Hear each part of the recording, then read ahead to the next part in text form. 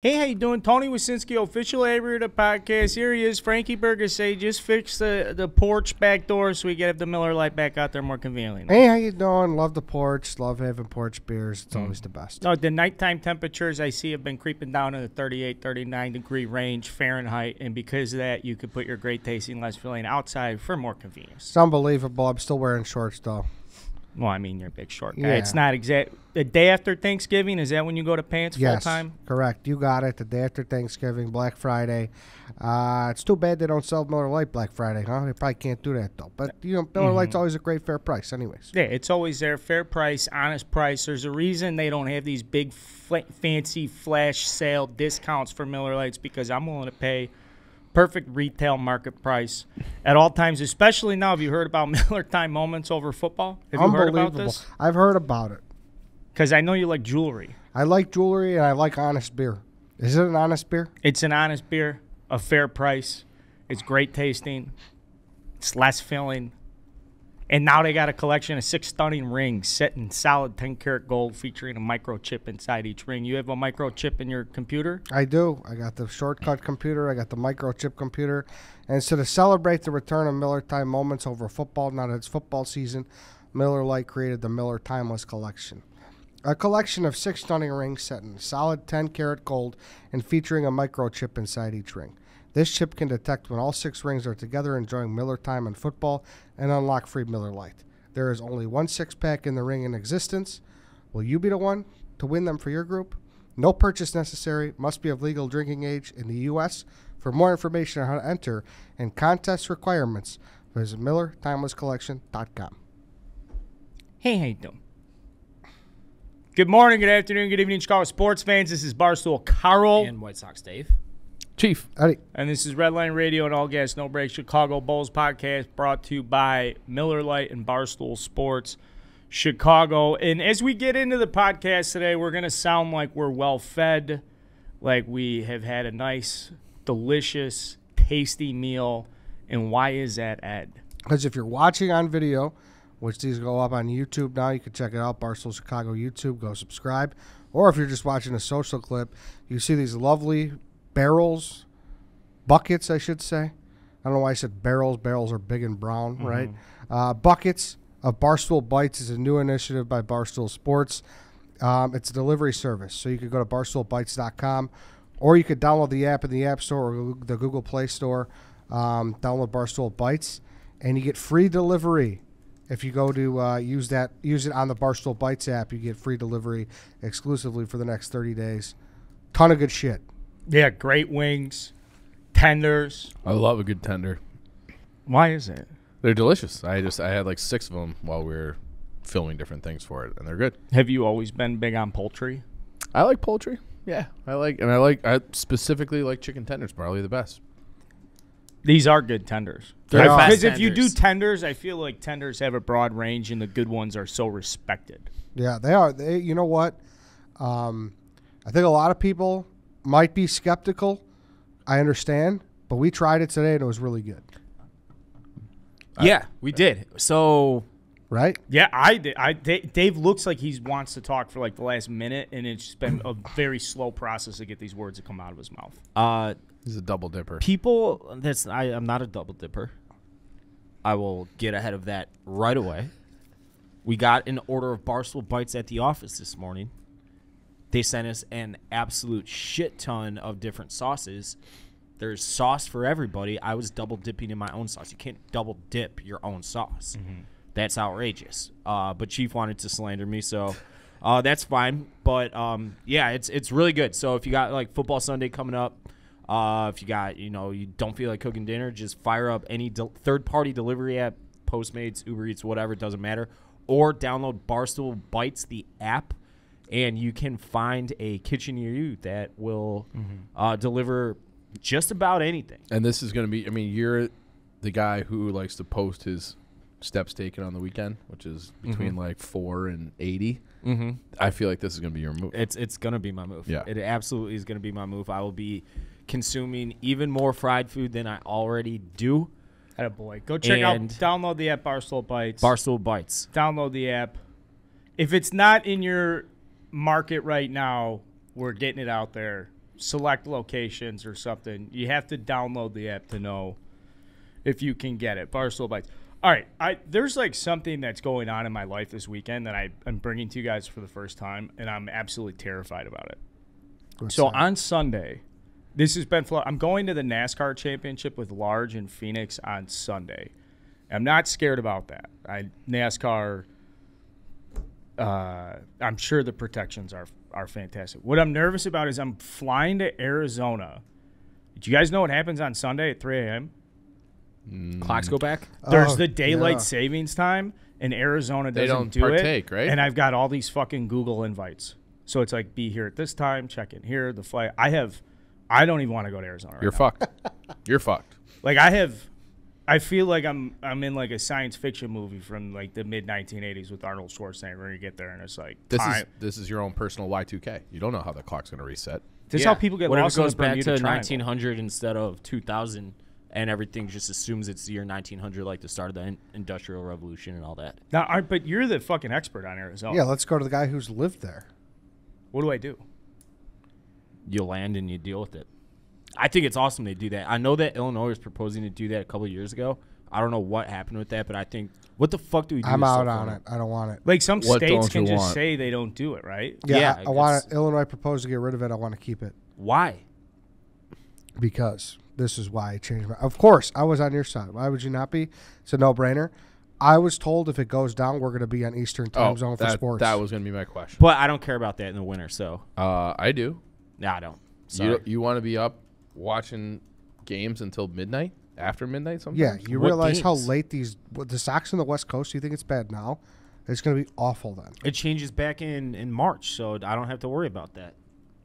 No, What they about never do either. I thought What? they never flip the No, time. if that would be my question, because you're either when you have no time zone, or you don't adhere to the daylight savings, and you really have two time zones. Yeah. So for TV purposes, so I was going to ask you if it was between Mountain and Central, I'm good. If it's between East and Central, based on time of year, I'm out on that. So we're going back an hour on Sunday. So at 1 a.m. or at 2 a.m. it would be 1 a.m. because they don't want to like We are change counting days. cards right now, folks. So if we were to go back an hour, we would be on Mountain Time if we don't do it. So we would only be between Mountain Time and But Central I don't think Time. anybody knows where Mountain Time is. Arizona on Mountain Time or It Pacific depends. Depends on See? the time of year. Yeah, it depends on Yeah. the time of year. I'm very happy we're not in a split state. Like Indiana that's has maddening split. for Indiana. I had Yeah. a friend in college from the South Bend area, and his high school was split. So whenever he was right on the time zone between Eastern and Central. Whenever he would go out on a Friday, he'd be like, "Yeah, I'll meet you at 7 p.m. Eastern," and he'd have to differentiate. Yeah, what's if you go, I've spent many times at the Michigan, Indiana casinos there. One of them is Eastern, one is Central. And they're right next to each other. They're like so close. Yeah. It's crazy how So that you works. can just go back into the future. Well, what's nice is when you go to the Or Michigan one, yeah, it's like, hey, you can leave a little later and you can get the good breakfast sandwiches at the Indiana one, which is Such a good. weird- That's a nice. Why'd you tell everyone that trick? Well, Now there's gonna be no breakfast. I'm looking sandwich out. the people. It's sad I can't name them, obviously, because Yeah. we have Other interests interests, against yeah. both of those. But the new Buffalo one and the Michigan City one, you guys know what I'm talking about. Mm-hmm. I don't.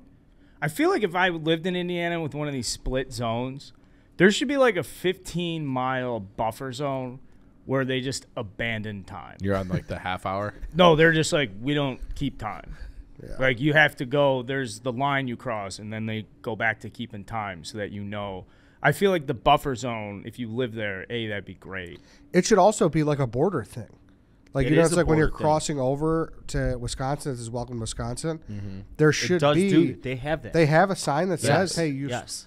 I don't think I've ever seen one. No, Yeah, I've you- never if you're seen a driving time down- zone sign. If you're driving down 80, say from Ohio, yes, I'll bet you any amount of money. They'll you have wanna the bet. clock on the welcome Yes, sign. on not on the welcome sign, on the side of the road. They'll say you're entering Central Time. If you're driving west towards Illinois from in like Ohio, Indiana, blah blah blah. And the reason that Northwest Indiana is because there's so many people that commute to Chicago from the region area, so that's why they shoved it inland into Indiana a little bit. There is some. I But mean, on the I border just of Googled, Illinois, and I have found signs that says entering Yes. Central Time Zone. So Dave is right. yes. I know I'm right. Is there some sort of long-standing conspiracy about gerrymandering time zones? You know, where like, how did Indiana get into? Like I feel like there's parts in Indiana. It's like there's no way you're on Eastern. When do you think time zones were invented? It probably wasn't until like trains. Because No, otherwise, I think it's been around as long as clocks have been around because I think they're always set up to there's the sun. 24 hours in a day. You got the Right. international date But you line could that- never travel far enough for it to quickly enough for it to matter. So you're before trains. So you're Who's saying 0-0 on the time zones too? It's the international date line. I know what I'm saying, but like who gets a piece of 0-0 on the access where it's like I was right. where's the global standard? If you were like, what time is it on said when Earth? clocks were Because then around. they'd say like, hey, Australia is 8 hours ahead of this. That's a good point. On November 18th, 1883, America's railroads began using a standard time system involving 4 time zones, Eastern, Central, Mountain, and Pacific. With each time zone, all the clocks are synchronized. So the clocks in the past, before November 18th, 1883, because you could not travel far enough to make it be like, oh, what time is it here? It was just like, oh, whatever the position is in the sun. And clocks were like based off of sundials originally. So now, because you could travel far and fast, that's when trains had to be on time, so all those clocks had to be synchronized. That's when time zones were invented. Big brain. Dude, how bad do you guys want that Speedway electronic train system to happen? Every I feel like once a year that map pops Yeah. up and it looks just It'd be fucking awesome. unbelievable, dude. It'll I never really happen. want it to happen. Why? Isn't that the one from I don't- Cleveland to Chicago? You wouldn't want to It's just all take. over the country. Do you love a train? No, I think it's a better way. I think there's to, something romantic about a train. Getting stuck Wow. behind one, counting the cars. You think there's only one definition of the word romantic, but something about like going west, like it's old timey. What? I'm not saying like propose your sweetheart on the train, Ed. I'm saying like you're going out, you're doing something Really? like grand. Yeah. But if it's romantic in that sense, Mm-hmm. you're not too far removed from possibly bringing like a little candlelight dinner on there and I mean, proposing. that That's would what be he's saying. nice, It's too. a different application of romantic. Right. He's Yeah. talking about a fondness Yeah, for yeah. like, Yeah. Yeah. My buddy Like, Cam- how can you not be romantic about baseball? Like, that's the thing from that line. You Yeah, know, yeah, yeah. I'm using No, it in that sense. I get it. I get it. No, The thing that you- would suck about a train though is like I would feel so trapped, right? Yeah. The way that Dave uses vulgar words that make me laugh, the way you use kind of like pussification words makes me laugh. as romantic well. is a pussification Not word. really, but Yeah. you know what I mean. You know. Yeah, I mean, well, This is toxic masculinity from Ed right here is what it sounds Sure. like to me. he's, Wow. Can't even say the Did word you hear that? romantic. yeah. He just called you a fucking. I won't say it. What I say. I don't this think is the Eddie map. ever tries to dress up words to sound. I think sometimes you dress them down on purpose. You think so? Yeah, sometimes again. So all I'm right. like, So everyone's hold just on, hold on, girls. hold on. I want to talk about this train. So, You don't think it'd be awesome? How fast am I getting to like Los Angeles or the So coast? you would get to Las Vegas, I believe, in like 4 to 5 hours. Yeah, it's not that Okay, dissimilar Too fast for me. Yeah. What do you mean it's too fast? That's slower than a plane. I need to be on an airplane if I'm going that fast. I can't be on ground level where like you can crash into things and stuff and people. I can understand that. That's way too fast. It'll be safe. How you feel better? No, because safety is like a cultural thing. Like we're like so dangerous. I almost told you. I was like, oh, Eddie's. There's a seatbelt. But yeah, I think this looks actually pretty sweet. Like Chicago would be the hub, so it'd probably be good for our economy. But it just goes everywhere. That's the one map that always pops up. So like you can get from Chicago, you can get like literally anywhere in the country. Yeah, like picture the same amount of time from flight to New York. But you're just on a train. Yeah. If you can Yeah. eliminate everything about the airport, if I can like go to the L track and hop on a train to New York City and be I there in don't a think few you'd hours. be able to do that. Well, I told you I took a train Then I'm to out. New York before, right? It was 20 hours. yeah, my buddy did that to Was it- LA and he was said it it was romantic? fucking miserable. It was horrible, dude. And of course, it was like an overnight one. Do you have a sleeper Well, it was car? 20 hours. Well, no, I had some guy who like Not romantic. he was not from here. He was from I don't know. He didn't speak English, and he was on the phone until like 4 a.m. until finally this guy's like, "Hey, shut the hell up!" He just like screamed at this poor guy. He was just like whatever language he was speaking. It was just fucking chaos, dude. So no, it was not romantic. Were you gonna So, yell? Did any part of you want to? No, I'm a pussy when it comes to that. I am too. Yeah, I'll just. Yeah, I just bitch about him on social. Like I was Did you so do the- mad. Yeah, I was so mad because I couldn't sleep, and this guy was right in front of me, and he wouldn't stop talking on the phone. I feel like you're allowed to nudge his chair. at that Sure, point. yeah, you could do or that. do the passive aggressive deep sighs. I'm in on daylight savings time. I do like the hour of sun earlier in the day while I we're do- commuting to work and stuff. Because there's not when you get up, right? I'm 1,000% with you, but everybody, this was like one He of got my. killed for I that. got absolutely killed for saying I'd rather have it be light in the morning than at night. But see, Because Carl when you did- get Carl up and didn't you say get your that. day going. yes, I agree. Carl didn't say that. You said you like it. But No, if you were to I prefer, wrote- Carl, would you take the extra hour of sunlight in the morning or after work? Do I get it after work? Because Yes. normally that hour of sun's going to come while I'm at work or commuting home anyways. It's not like I get home and there's an extra hour of sunlight anyways. Like the hour comes at. Right. So I did the blog that said, if I had to choose, this is Ed's favorite thing to do is to misquote me and put these different things out there that I never said. And then I have to, like, I'm going up against a steel man of something that I didn't even say. So That is true. That's That Ed's is true. favorite You're thing going to to do. take his side on That, this? of That's course odd. he is. You do it to him more than anybody. And so then I have to defend things that I never said. But anyways, I said, yeah, I'm with you 1,000%. Like it's easier to get going, and then by the end of the day, you're just watching. Most times, you're just watching TV on your couch. Anyways, who cares what it looks like outside? Light out at the beginning of the day is better. Fuck no. Walking out of work at 5 and it being pitch black is horrendous. No, I don't would have said care. I would have agreed with you probably a little bit ago, but where I'm at in life, I get up in the morning early. And the Same. difference between a day that starts early and a day that kind of starts dragging your feet is like fucking huge. What do you Huge. think, Dave? If just keep it the same. Don't change it. Those I are don't not care. Pick options. one. I know. I know. Change the But if you're rotation of the gonna- earth. If you're gonna move ahead in the spring, keep it there forever. If you're gonna move back in a day or two, keep it there forever. Dave. I hate the changing. I'm gonna repost this blog. Dave, would you rather have it be light out? I would rather have it be light out at night for sure. Thank you. So while you're watching the White Sox on your couch, you want it to be. You care that it's light outside. I mean, it is light out at that point. It's in the summer. I don't have to worry about it. It's the winter. Okay. Oh, baseball season's over. World And Series ended last night. It did end, and the And hot stove just started. The Tigers I- just traded for Tucker Barnhart. Huge. It is huge because that was going to be a major target for the White Sox. Do you watch World Series, Dave? I did. Very anticlimactic. I was hoping for a Game 7. I think the Braves are probably going to end up being the most underrated, forgotten champion of all time. One of them. Like the 2021 Braves couldn't be more We'll remember it. I mean, we will.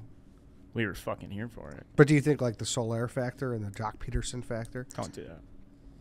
Being The Jesse honest. Chavez and Brooks Raley and Martin Maldonado, Dusty Baker, Eric Young Jr., Robel Garcia is going to get a World Series ring. Keep going, I think. Yeah. What's your takeaway there?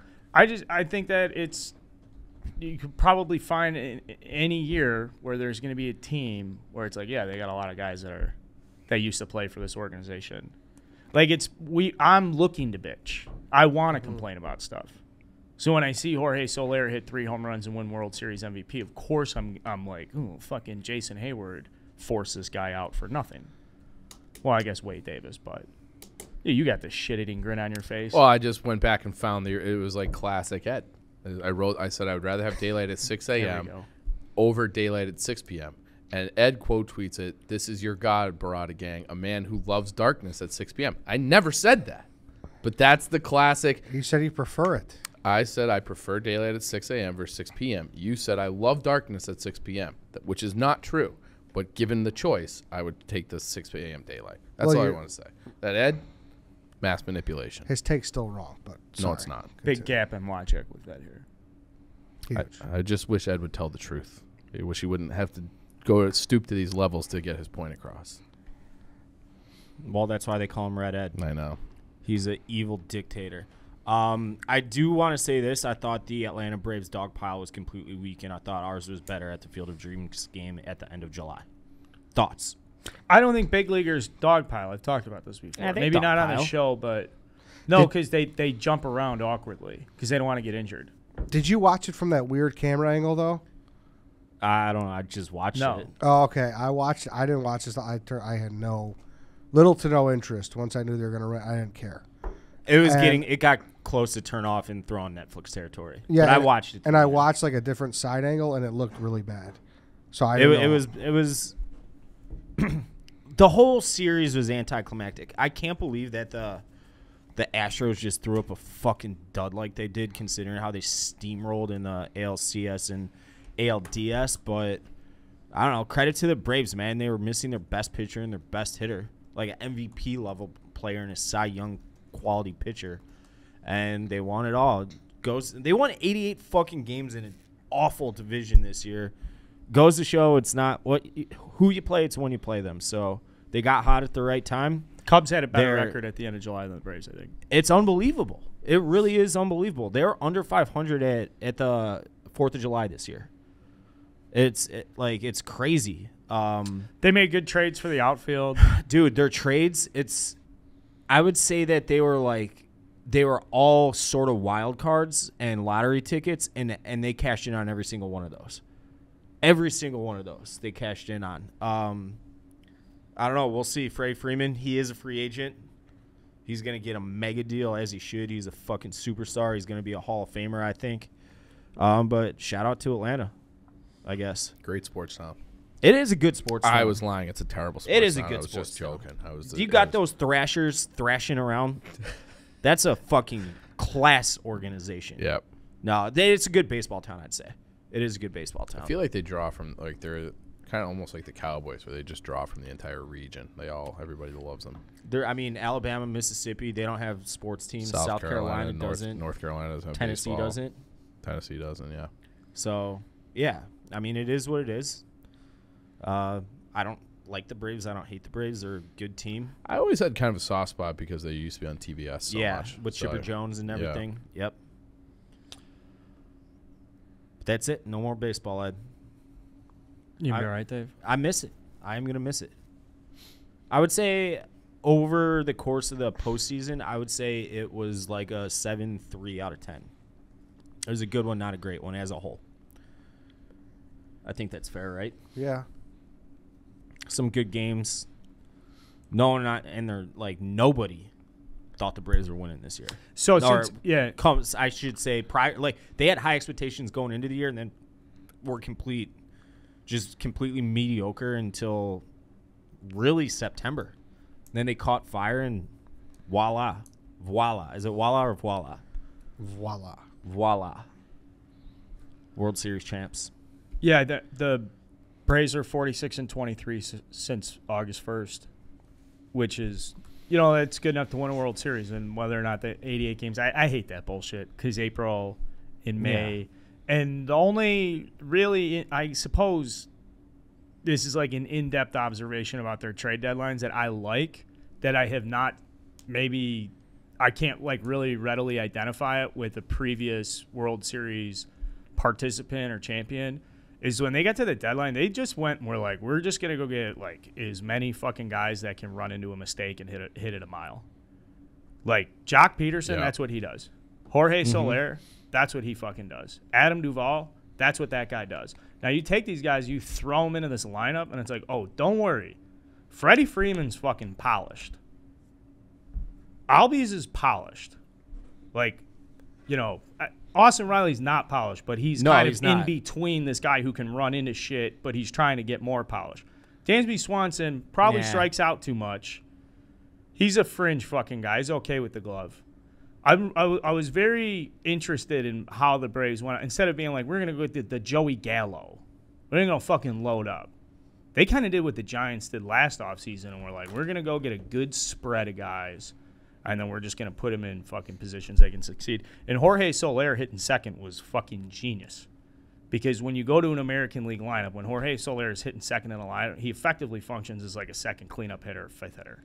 Once you turn that thing over. He hit with fucking runners on first and second a lot, I feel like. He had opportunity to do damage. And then you put him in a position to just fucking smoke fastballs. And when you watch that as a Cubs fan, it's just heart wrenching because there's nothing to compare it to. And good baseball season though, 2021, Dave. I'm very much looking forward to. You on to Socktober 2022 yet? I am very much so. I brought up Tucker Barnhart because I started writing my off-season blog that will be up. I'm guessing Friday or Monday. I'm going to take a lot of time on it. It's going to be long, and it's going to be boring, and it's going to be for grammatically Sox fans. correct. Yeah, well, No I mean misspellings. that's on the editors, not me. It's on the editors in the red squiggly line on the computer to catch, not me. But Tucker Barnhart would have been a fucking perfect fit because they needed a catcher that's just a catch and throw guy, sort of like Maldonado, that you don't really give a shit how he does offensively so long as he can command the staff, control the run game, block pitches, and at 30 whatever years old, that is not Yasmani Grandal anymore. And it's clear that it's not Zach Collins and probably not Sebi Zavala. So let's get to hot stove season, but it is going to be a long and brutal winter, especially with the CBA. The two sides hate each other, and I see this dragging out through February, maybe. It's going to be a brutal one. You're not going to see any of these big names like Carlos Correa or Corey Seager signing until, it's almost time pitchers and catchers report, I don't think, which is going to really suck ass. So hopefully the Bulls can get us through the winter. That does kind of piss me off about baseball. Like the other sports, specifically hockey. Free agency starts, and it's bang, bang, bang, bang, bang. It's just like, Yep. It's awesome. Yep. It's like you're just refreshing Twitter all day long. Yeah, but it's also part of the culture because, like, that's what baseball writers did back in, say it's like the 20s, the 30s, the 40s, and all that stuff. And it's like, well, you're a baseball writer. They really created like an industry of talking about what these teams are going to do, and and maybe not so much back then, 20, 30, 40, because the rosters were like so limited. But the idea of like talking about your baseball team in the winter. And that's what goes back to, like, the hot stove historically, because you throw a fucking extra log on the stove and sit around and talk about your team when it's cold. Yeah. Yeah, I know. I just, there is like that. I think all sports do that all year long. What can we add? What's the future hold? This and that. I do like the explosion of information on those days where you just feel like you can't take a breath. Yeah. For a few hours because it's just it makes it fun. But GM meetings are around the corner. It'll be interesting to see how that shakes up for 2022. I do have a major regret for the 2021 baseball season. Eddie, you know what this is. I didn't watch any fucking games at Hooters. Big mistake. I went the entire 2021 baseball season without stepping inside one of my favorite places to watch. You want sports. to correct that? You got to think about that. What the season would have been like if you would have.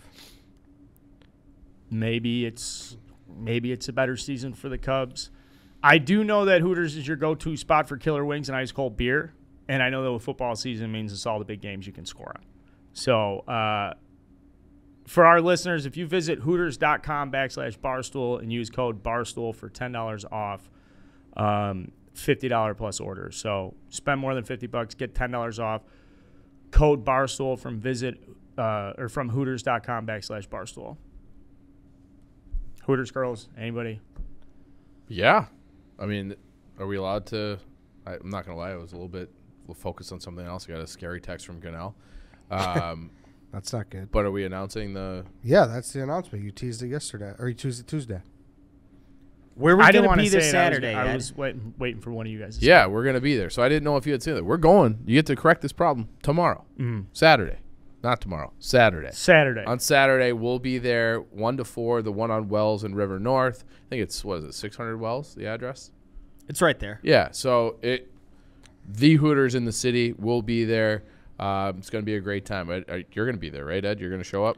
I'll be there. I'll be there a little late, though, but I'll be there. What do you mean you're going to be there late? I got my nephew's birthday. Oh, that's nice. So, but I'll be there. Okay. All right. Dave, you like Hooters. I love Hooters. You're going to be there early. I'm going to be there bright and early. I'm going to be opening that cook line with all the back cooks and the Hooters girls. We're going to get all snot slinging. No, I'm joking. 660 North Wells. Go check it out. Come hang out, watch college football. Hooters, we're excited. Hooters.com/Barstool, $10 off orders over $50. All right, so we have a special guest this week. We're going to get to in a second, Bo Pelini, or maybe in a little bit. But before we do the Bo Pelini interview, I figured just some college stuff. We have a long-standing, what is it, Dave? Is it a curse if you come on Redline Radio that like you're just doomed? I think that kind of worked itself out, but for a while there was definitely a curse of Redline Radio. There's an opposite boom now, and I would like to thank Mel Tucker. That is true. Like Mel Tucker comes on Redline Radio, and they're just what the fuck? They're going to be a top 4 playoff team. They're as of right now. They are. They're the 3 they're seed going to be. right Yeah, now. Yeah. They look really fucking good. Shout out Mel Tucker for coming on our show. Shout out Kenneth Walker. Sick. He's filthy, He man. is an absolute stud. Credit to you and me for being. Shout out Jim Harbaugh for absolutely flubbing that game. Every game. I mean, that guy, he can't beat Michigan State. He can't beat. I think he did beat Notre Dame once, and he can't beat Ohio State. It's those are the games that like you have to hang your hat on, and this is probably his best team ever. They just couldn't get it done. This is definitely his best team. Or his 2 running backs are awesome. Yeah, but we were talking about that on Saturday at the bar.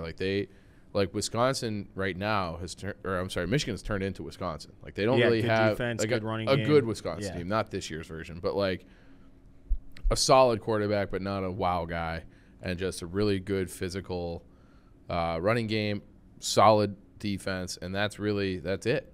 And they've turned into Wisconsin, which Harbaugh always kind of was. Like he was that like at Stanford, like just the power, physical football, no real explosiveness. Same thing at 49ers. They were a power running team, used the fullback, used 2 tight ends. So yeah, it's crazy that he just can't get over this hump ever. I don't think it's too crazy, but I enjoy it's it. Michigan. I mean, I fucking hate Jim Harbaugh. You always have. He's a fucking weirdo, and I hope he does get trounced by OSU, which is pretty much a lock, I would say. I saw his name get floated around with the Bears. Harbaugh. No, I'm not saying in like any credible, but of a list of It's like always names. been floated, yeah, though. It's always been floated. Is yeah. it stronger now that like? I mean, I think it was floated in 18 once like he initially struggled. And it was like, oh, would he take the Bears job? Is it I possible? don't want him. I don't think he'd be any successful with the Bears. He was a good NFL coach. You got the 49ers to the Super Bowl. I mean, I don't think that. Maybe they win if they don't lose power. Maybe Against his brother. Yeah. You should talk to the. I don't like him. Power generator. What do you think guy. about Cincinnati being a 6 seed, Dave? So right now they're behind Georgia, obviously. Bama's a 2, Michigan State. Oregon. I mean, they should being be. behind They a one haven't state, lost. Ohio State that lost? That's tough. And But these Ohio things State's don't. I 5. mean, these. It these- does matter. Yeah, but if you were releasing rankings and you were in charge of this, I mean, like actually in charge, it's not the guy fucking making a vote. I mean, like you were in charge of the success of this. Yeah. Wouldn't it be a great strategy to like, you know what? Get Because it people doesn't talking. matter. Why don't we put Cincy 6 and Ohio State 5 just because it's going to go nuts nationally? Like- Everybody, if Cincy comes out in their 4th, nobody's I do outraged.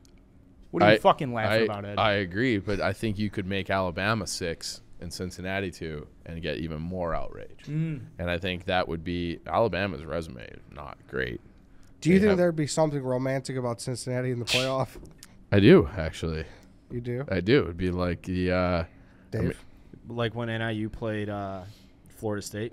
or even The only time they could what's get the positive movie? yardage was on the fake punt. What's the Indiana basketball movie? You were there for Hoosiers? Halloween. Hoosiers. Like you have the small school. Shut up.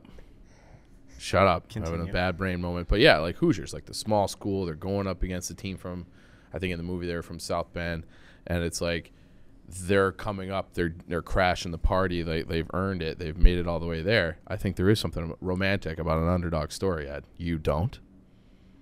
I do. Thank you. That's why I asked. Yeah. I mean, but in the end, they're not better than Ohio State.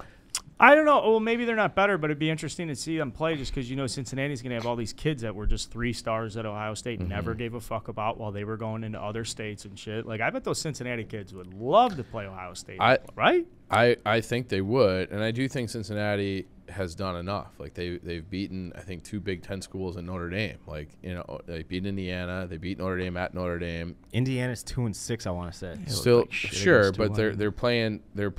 Indiana's had the most brutal schedule in the nation. Yeah, it's been bad in the nation. Yeah, and but when you repeat things.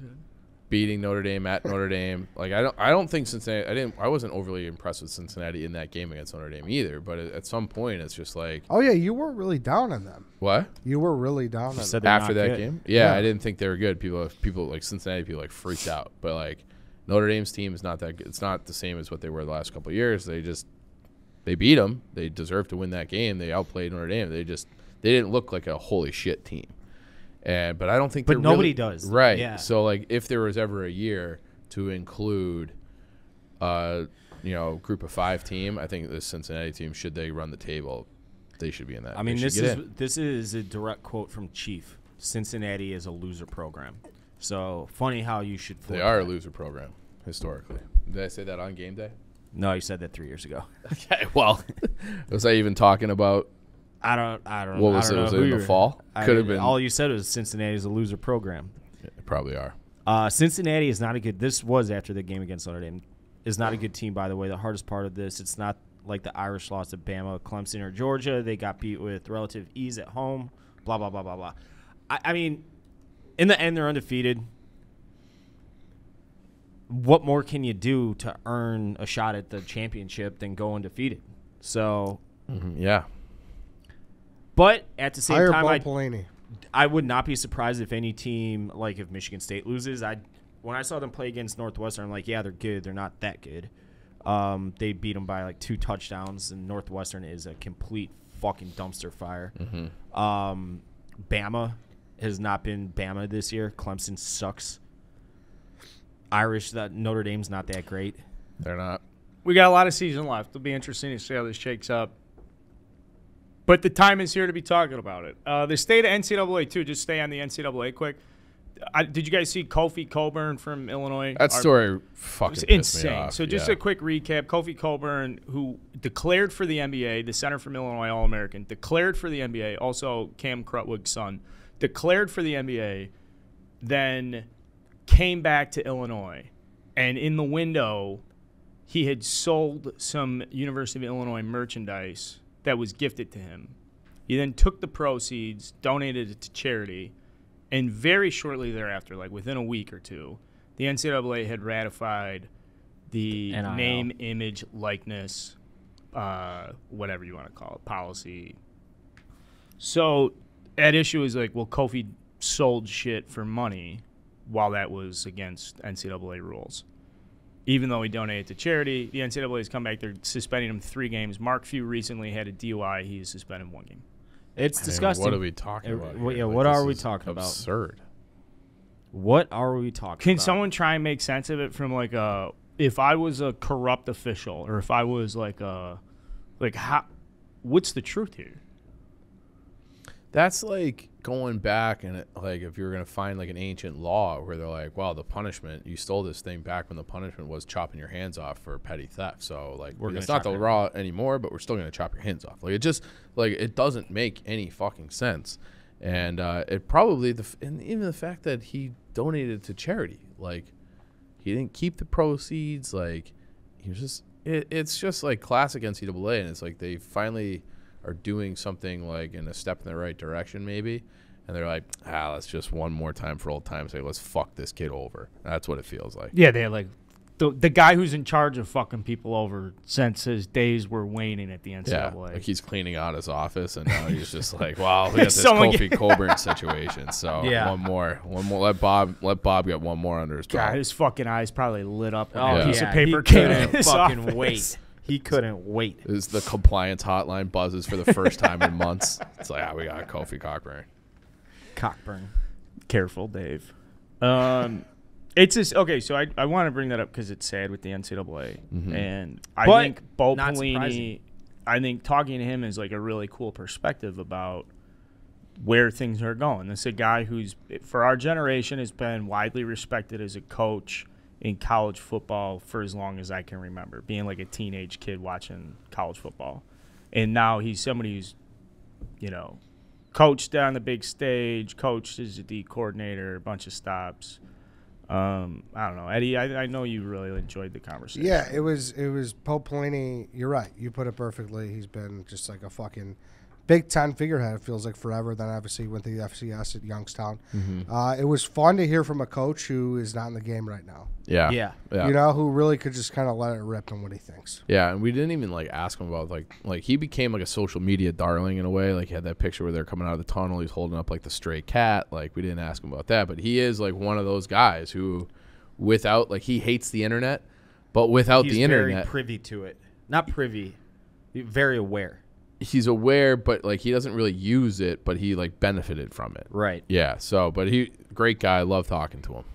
I would say the conversation was very refreshing if you feel disenfranchised with the state of present-day athletics. And you're one of those who like, I don't like this and that. Like, I thought he gave just about the best perspective from somebody who wants to go back to, like, old school, who values traditional stuff. And on the subject of refreshing, before we get to Bo Pelini, I want to talk about my friends at Revitalyte. Because it's just such a great fucking product, especially if, you know, you're going out for a little bit or you need to get hydrated. Revitalyte's the real deal. You can pick up the Revitalyte Black Label, which is the Barstool branded one, either online or you can get it in store at some retail places. Eddie's got it in his hand for people watching at home. Eddie, what's the flavor called? It's Berry Frost. I know that shit. Berry Frost. Yep. It was made specifically with stoolies in mind for maximum recovery and the perfect complement for when your life gets a little rough and rowdy. I think everybody's heard the trick historically, like, oh, you gotta go pick up a little bit of this and that, and this will make you feel better. Like, this isn't. This is made for stoolies in mind. This is a fucking legit product. Don't pay for Saturday nights on Sunday morning. Yeah, put it on your nightstand. Pound half before you go to bed. You should pound be half when you wake up. Yeah, just only be drinking it, or oftentimes you drink it in your bed. Yeah. Yeah. Yep. Optimize your hydration and pick up Revitalyte Black Label today in store, online at the Barstool Store, and tweet at us or tag at Drink Revitalyte in your morning after stories. I like that, morning after. Yeah, like, say that again. Say that again. yeah, fucking tweet at me. Right. Tag me. Yes. Tag at Drink Revitalyte. Tag Chief. Tag White Sox Dave. Redline Radio. Morning after stories. I left you out, Ed. I don't want you fucking getting inundated with this stuff. You got a busy day. Tweet Ed, too. Yeah, well, you know what? Let's light Ed's ass up this weekend. Thanks, Chief. I want you at your nephew's birthday party reading all these Revitalyte tweets. That's what I want to see. There you go. So Revitalyte, again, Bo Pelini. Whoosh. All right, interview portion of the show. We're joined by college football coach, NFL a little bit coach too, Bo Pelini. Bo, in studio. Thanks for joining us here. Oh, it's great to be here. Appreciate you guys having me. What are you doing here? What are you doing in town? My son's my son lives here in Chicago and came to have dinner last night and figured come over and see you guys. And my son's actually in a startup thing. Like he's we're kind of working through starting up a little company here. He just graduated from Let's Notre plug Dame. it real quick. Keep going. Let's Value talk about prop. it. What are we doing? Let's treat it like Shark Tank. How We much don't does have it any know? money though. Well, it's going to be the drink easy. He's developed a product all on his own, and it's the initial prototype is just it's just finishing up here pretty soon. It should be done here in the next couple of weeks, so it's pretty exciting. Drink for him. Easy, is it a beverage? It's a wanna plug beverage it? machine. No. No, it's a beverage machine. Okay. It's like it's like the Coke Freestyle type machine. Except Okay. it's making mixed drinks. Okay. Oh, Yeah, it's really cool. It's Okay. going to be. that is interesting. It's going to be like to help, obviously bars are having a hard time getting bartenders. Yep. And obviously the big problem you have across the country and Mm-hmm. people like spiking Staff beers shortages. and all that stuff. It makes it safe. And I like that idea. I like it. I like it that too. idea a lot. And for that reason, I am in. Yeah. He didn't get the football guy, Gene. He's not at home drawing up defensive schemes and zone blitzes. I talked him out of that. I said I did. You didn't go to Notre Dame to go do that. Hey, but in all seriousness, coaching's changed so much. Yeah. Good or You know. bad? In my opinion, bad. Why so? It just I mean, I think it's kind of followed in a little bit in the line of what's going on in our country and the I mean, some of the administrations, the political correctness, the You can't coach kids. I mean, you can't coach them. The fundamentals in football now are awful because you really can't practice the way you need to practice. And, like Patrick and I were talking today at lunch, and I said, people, they say they want to win, administrators, and for that matter, in some case, owners in the NFL, but they want to win on their terms, and they're, and they want certain things to happen, but I don't know. It's just changed so much. You coach a kid now, and okay, I'm going to enter the portal.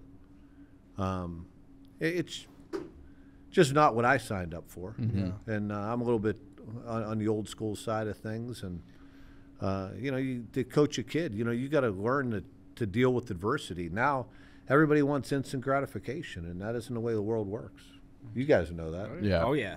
So the business wise, like it's too businessy now. You think is that kind of a thing? You know what? It would. There's so many levels to it.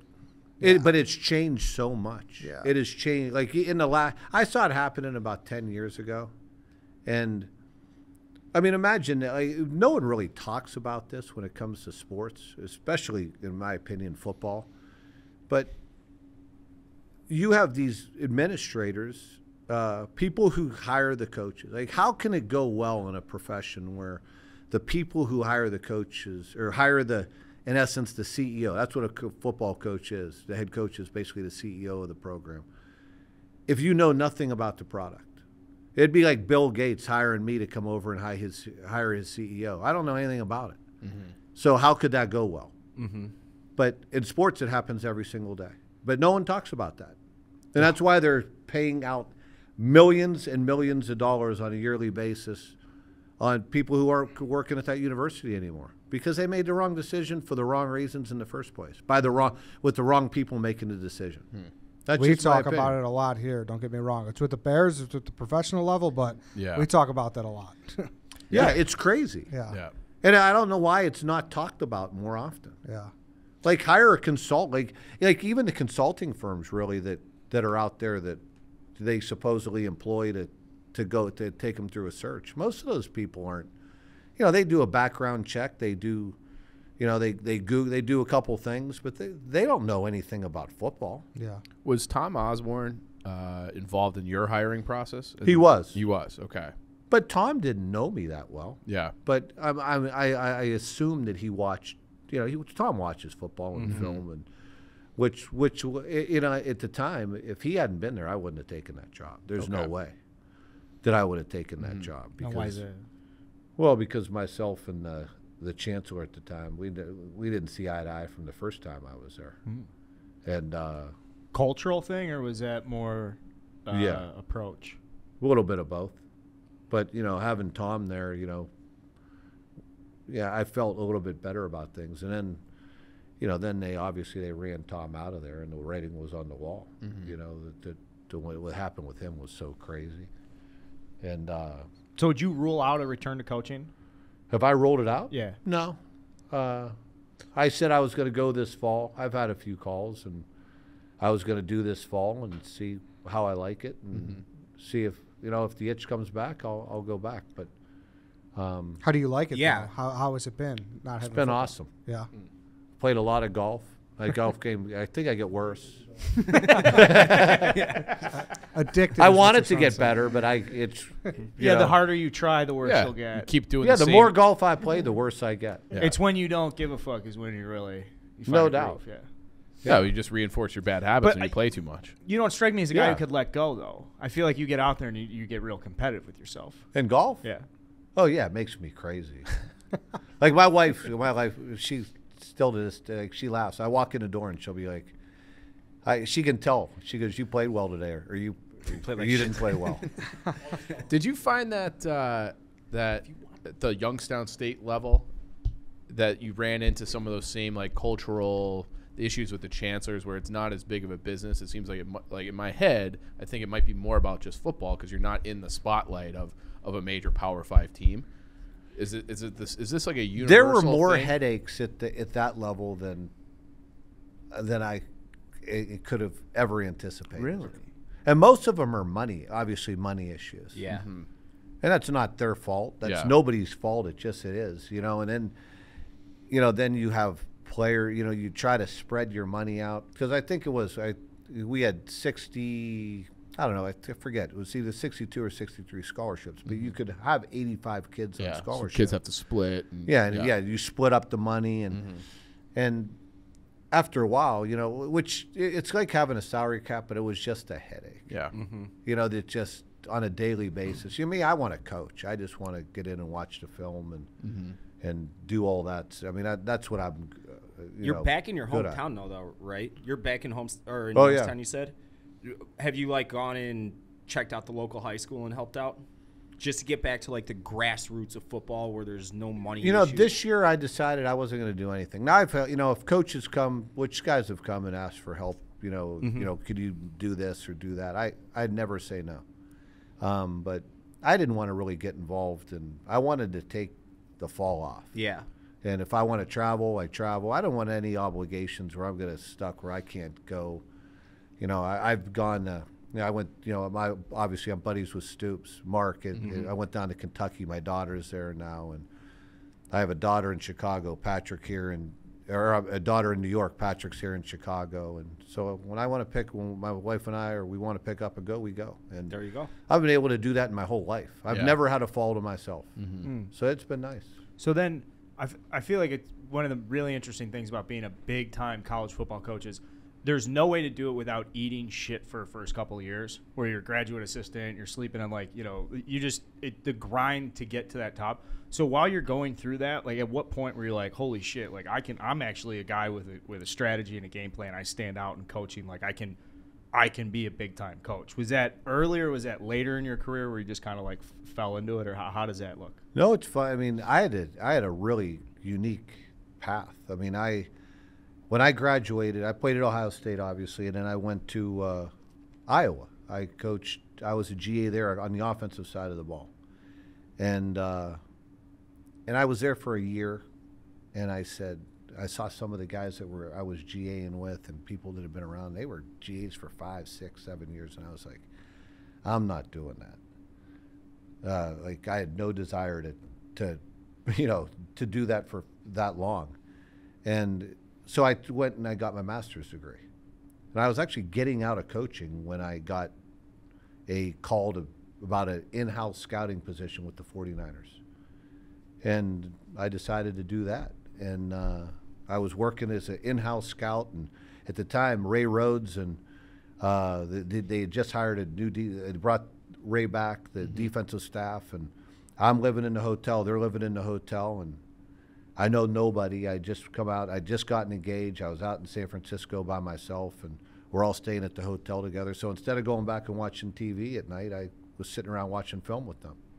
Because they were all away from their families. We're all at the hotel together, and about couple weeks later, somebody said, "Hey, George, Coach Schieffer wants to see you," and they've been interviewing or looking at assistant secondary coaches. They're going to bring in another guy, and they said, "Are you interested in doing that?" And I was like, "Hell yeah!" I mean, I had no desire to ever be a scout, but I figured it was a way to get my foot in the door, and then I was working in 15, 16, 17-hour days. It was that's where I cut my teeth, and fortunately, I was under phenomenal football coaches, at that age, and I had to put my hours in, but it paid off because people put their arm around me and helped teach me, and I was smart enough to listen. But Ray Rhodes, Mike Shanahan was there at the time, Kubiak, obviously George Seifert's one of the. Yep. I mean, in my opinion, he's a Hall of Famer. I don't know how he's not in the Hall of Fame yet, but he was an unbelievable coach. And Pete Carroll came in, and I mean, just all those people that I was around, at a young age, and that's what it's all about. Speaking of Pete Carroll, you said you're out of coaching. If USC calls, are you picking up the phone? Me? You. I don't know if I'd ever. I couldn't see myself living on the West Coast. Okay. I kind of did that penance in my life. Okay. I lived out in San Francisco. Okay, you've had enough. I mean, come on. Do you think that USC would call me? I don't know. They need something different. Well, what do you think is a better If job? they want to win, yeah, they would call me. Right. That's what I'm saying. But maybe they're ready to win again. But I don't know. I think that I just wonder, like, if somebody is somebody going to look at me because they don't know me. They're going to sit there and say, "Oh, I can't control that guy," or "He's this," or "He's the," he gets upset on the sideline, But if you want to win, Yeah. I mean, I want to win. People don't. I'm probably the most misunderstood guy that's ever walked on the sidelines. For people who know me, then when people watch me, Yeah. Coach. Well, you're demonstrative. Well, what's Yeah. what's a narrative out there that you particularly dislike about yourself? It's Squash it just now. like, from the day I took the job at Nebraska, from my time when I was the D coordinator, from the day I got back there was always an adjective in front of my name, like from intense to the one guy would say he's a gunslinger. What the hell does that mean? I'm not Josie Wales. What the hell does that mean? Like, I'm a football coach. Yeah. Like, but there was always something, instead of, what I'm known for, and that's coach, teaching. And you talk to my players probably, and you talk to the media and you talk to my players. Probably absolutely two different narratives. Gans, who I think he's probably been on Red Line Radio. I don't know. Our friend Joe Gans, he played quarterback under you at Nebraska. And Southside guy, he's actually a big Cubs fan, but he swears by you. Like, he will go to war for you. So, yeah, and I think that most of my players that I ever coached felt that way, and because they knew I had their best interests there. What gets lost in the shuffle is my play. Yeah, we coached them hard, and we held them. We had very disciplined teams, but at the end of the day, our kids, they graduated. I think we had the highest GPA in the history of Nebraska when I left there. Wow. Kids didn't get in trouble, and they knew that you were going to get held accountable for every decision you made. And we represent. Heck, we won 9 or 10 games for 7 straight years. Yeah. I think the only other team that did that during that time was Alabama. Do you take any? I don't know. Like, is there like a level of satisfaction when you look at what Nebraska turned into after you left? Like, I knew that was. I told them, some of those guys, that was going to happen. no. I think eventually, I think Scott Frost will get it going again. Okay. I think it'll take time. I time's don't know. ticking there. He's on the hot seat a little bit. But it's relative. Are they going to be they're never going to be again what they were in the 90s. And if they think they are, they're delusional. They're delusional. Because they don't have the recruiting base. Yeah. Ryan and I talk about this all the time, and we both have kind of the same theory that once they left the Big 12 and went to the Big 10 and didn't have that natural recruiting ground in Texas, in Big 12 country, that they were never going back to that. That when they were a blue blood, right on par with the Penn States, Ohio States, USC's, Florida's of the world, Bama, of course. And I don't think they'll ever really get back to that 9-10 win consistency that you brought them. And you coach in both leagues, right? Mm-hmm. Did you find that when you were going through recruiting, that once you went to the Big Ten, did it become harder to get kids to come to Nebraska? No, it just changed overnight, the dynamic of where you.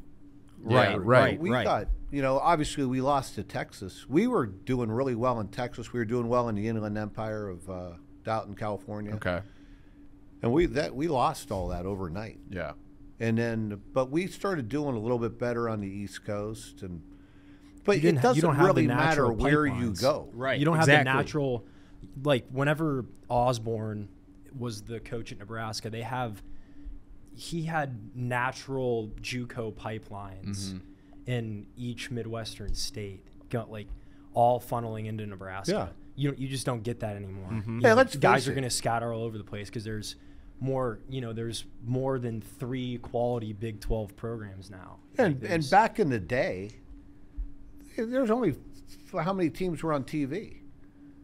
Now, now if you go to, I remember one time when I was when we got Levante David, I think we beat them. I think we beat Memphis and South Florida on it. But he was actually considering those 2 schools. He was coming from a JUCO. He was He was a qualifier that had gone out to Fort Scott because he didn't like who he got recruited by. And people, like, same thing was before he went to the NFL. They were like, "Oh, he's not this. He's not that. He's not." Yeah. But But those schools are on TV too. Everyone's on TV now. I watched Dartmouth play Columbia last week. Right. So, like, yeah, like literally everybody's on TV. So you have to go in and convince kids that it's the right thing for them and their family to fly over this many schools. I mean, heck, one year we recruited, I think one year we signed 23 guys from like 17 different states on an average of just under 1,000 miles away from Lincoln. Wow. That's a hard way to make a living. That's doing a that every really year. hard way, yeah. I mean, it's crazy. And that's why the teams that are going to do it every year, you know, I mean, they can recruit in a car for the most part. Yeah. Yeah. Do you think how do you think the NIL will affect college football recruiting? Is that something that you have on your radar as a consideration if you're considering coming back? Yeah, I mean, absolutely. I remember I sat in an NIL meeting about a year and a half ago, and I said, what a joke.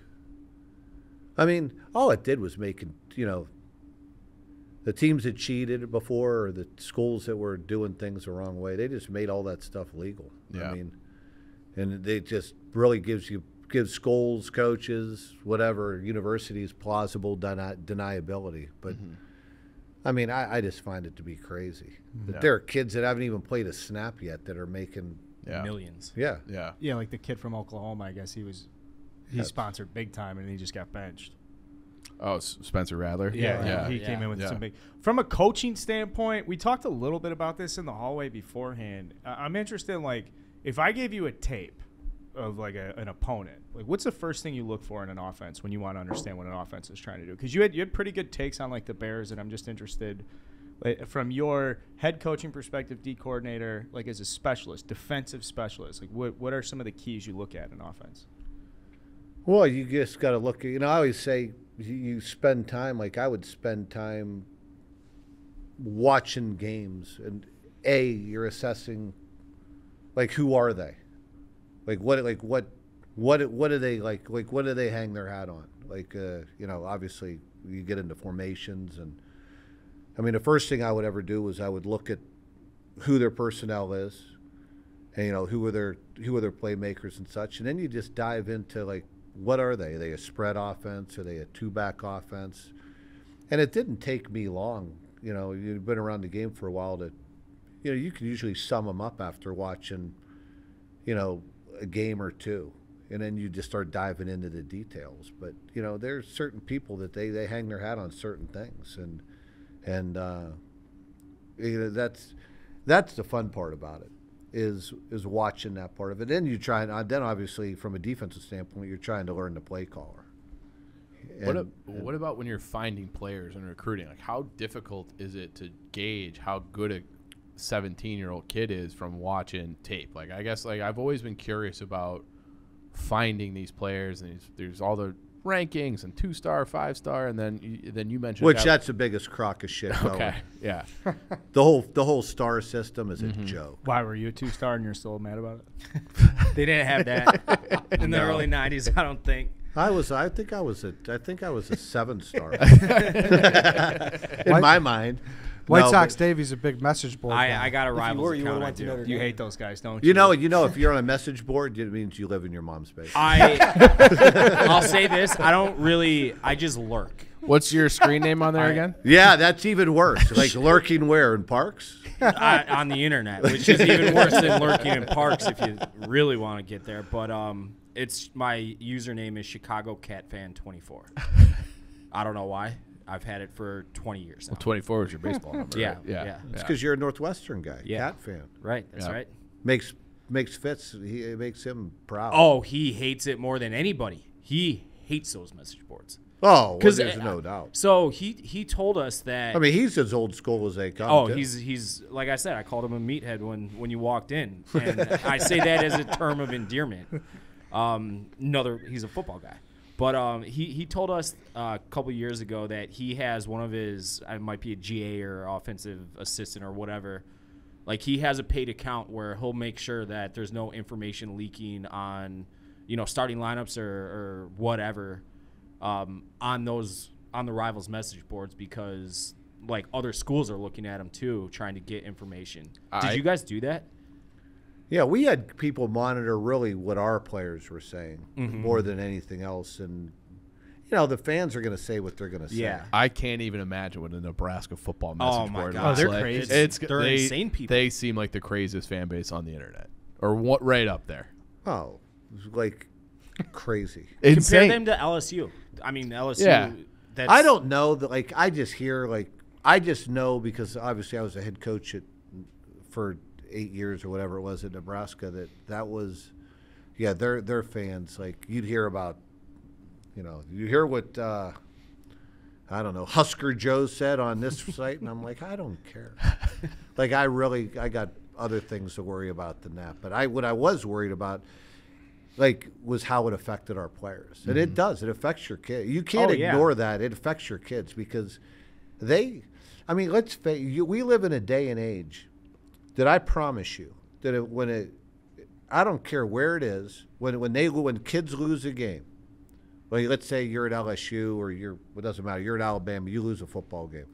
The first thing those kids do, I would say the majority of them do, is go to their locker when they're able to turn their phone on and they look to see what they're being said about them on the message boards. Oh, really? Or on social media in general. On social media. Yeah. Okay. Well, which obviously include that's reality.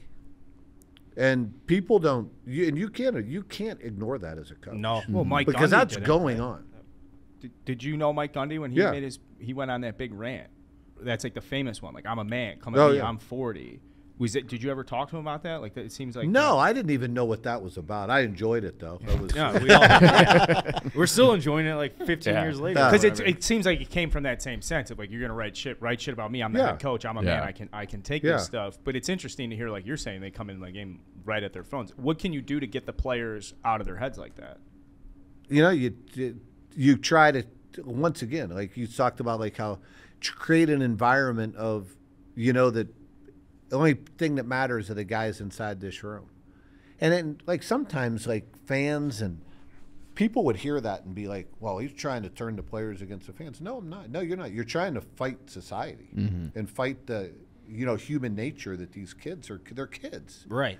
And like anything, if they're listening to this stuff, it's going to affect them. And, like, our players were not allowed. You heard me when I was on Compton's show on Bustin' with the Boys that I told Compton, I said, he was laughing about the couple times that I took Twitter away from our team because you weren't allowed to say anything.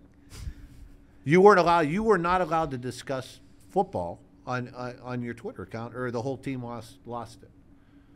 And it happened. It happened a number of times, like where I was like, okay, Rules are rules. Yeah, rules are rules. Yeah. We're going to treat you like a man, but you're going to be held accountable for what you do. And you put it out there, and it was it. On this, real quick, I'm sorry. In the context of discipline, is there any moment that stands out in your career at Nebraska where you just rained hell? It was the most mad you've ever been, the most you've ever disciplined the team? When we played baseball at Illinois, we got a bunch of oranges before we went to a Florida airport, and guys had unraveled the oranges and left the orange peels before we went through security around a couple of the garbage cans and throw them out. And our head coach made us run for like 2 weeks after. We had been playing bad, but he was just like, you motherfuckers leaving those fucking orange peels behind. And they see us with the Illinois bags and all those fucking people in the airport. All those people are thinking about is those are the dumb, lazy cocksuckers that leave the fucking orange peels all over the place. He just ran us into the ground.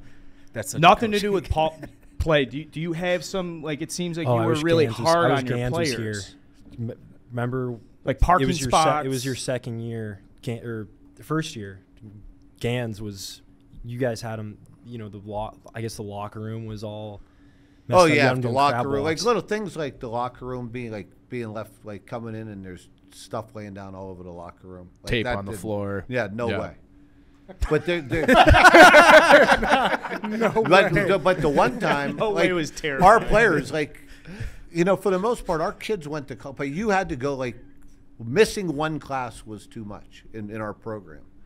And I got a couple times, and I didn't have to, you deal with that early. You take care of that early, and it goes away. And I got a couple emails about kids and of missing class. And it was rubbing me the wrong way. I'd had enough. And the players showed up the next day to go in, and the weight room was locked. I just said, and they said, when they went to the strength coach, I said, "What the hell's going on?" And he said, "Coach said if you ain't going to class, you ain't working out here either. So you guys better take care of your own business and get people going to class." And we fixed it. They were locked out for like a week, or I can't remember how long it was, but it was a few days, and they weren't allowed in the facility. They were it was like, you get your academics taken care of, or football's not going to happen. Was that Compton? You can say it. No, I wouldn't comment. But he was there. He was probably instigating it. Yeah, probably. Oh man, That's crazy. you know what? I'm gonna ask. What about Sue? Was he as vicious and violent and tough to deal with as a coach, or did you enjoy unleashing his? He's one. I probably enjoyed coaching him as much as any guy I've ever coached. Did you have to coach him? Oh yeah. Okay. If you asked him, he had a lot to learn when I got there, and it was, obviously it was how do you unleash his potential, and I could go into a deep, he got better. He would take himself out of plays before I got there. My first conversation I ever had with Sue in my office, he laughs like we laugh kind of this day, that he would, I had just come in, and he was a highly recruited guy, and he was thinking about, and everyone was like, "You got to really recruit this Sue guy," and I was in the SEC. I didn't know who Ndamukong Suh He's was. from like Oregon. Yeah, he's from Portland. Yeah. Big soccer fan. And I'm like, who am I? I said, what's it? He said, well, obviously there's to make sure he doesn't transfer, And I was like, okay. So I put the film on and put a couple games on, and they just played a lot different than how we teach it, especially up front on the defensive line. And he comes in and he's like, "Good to meet you, Coach." I'm like, "Oh, so you're Ndamukong Suh, huh?" And he's like, "Yeah." And I said, it was like the last day. I was getting ready to fly back down to Louisiana and start practice for the national championship game. And I came in to meet all the players. And I think he was like one of the last guys I met. He comes in and I said, "You're thinking about transfer?" And he was like, "Yeah." And I said, "Well, my suggestion is you stay here, because I watched you play and you ain't very good. You stink. You should stay right here if you want to learn how to play football." Thank God he stayed. I mean, because because I didn't know. I'd watch and he laughs and I was like, no one had really said anything. Like And does he credit you or your staff with getting him to that next level then? No, I mean, I think he would say we had a part in it, but he does. Yeah, he's tweeted about it multiple times. Is it being more physical then, or is it being he bought meaner? he bought into the little details. My brother Carl was coaching the D-line at that time, and Carl was a technician, really knew how to coach. And Sue, actually, when we got there, blew his knee out, and missed the whole spring. And he was able to sit back and stood, really became a student of the game during that spring. And he would always tell me, he was like, "I didn't even know what I didn't know until I never really looked at he never really looked at the game. He just got by on his talent for a long time." But to be let me tell you, the last 6 or 7 games of his senior year, he was unbelievable. Do you think he should have won the Heisman? No doubt. Because he was the best football player in the country at the end of that year. And He's probably the best defensive player I've ever seen. The fact that a defensive tackle's college career stands out to us as the best one standalone. What was his that year? Yeah. Yeah. Because his junior year he was good. Was it the Big 12 championship game? He against just fucking Texas? blew it up. Yeah. It was like the best performance ever. Ever. Yeah. Ever. Yeah. Yeah.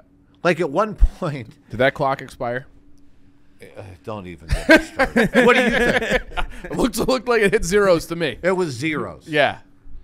I was on the field, getting ready to shake hands. Yeah. And, that was criminal. It was Yeah. a screw job. Yeah.